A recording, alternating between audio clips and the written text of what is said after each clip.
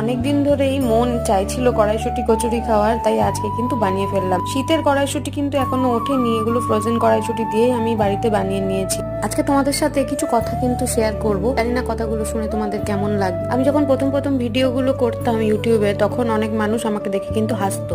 এখনো পর্যন্ত ইউটিউবে সেরকম ভাবে বড় কন্টেন্ট ক্রিয়েটার হয়ে উঠতে পারিনি। অনেকে এখনো প্রশ্ন করে আমাকে, ইউটিউব থেকে কি তুই টাকা পাস?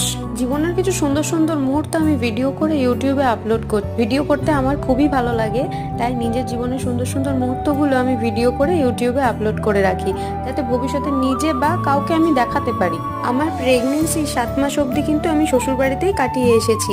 কিছু মানুষ আমাকে বলেছিল, এই সময়টা তুমি বাপের বাড়িতে গিয়ে কেন থাকছো না? আবার যখন আমি বাপের বাড়িতে এখন এসে রয়েছি, এখানকার মানুষের অনেক প্রশ্ন যে আমি কবে আবার শ্বশুর বাড়িতে যাব।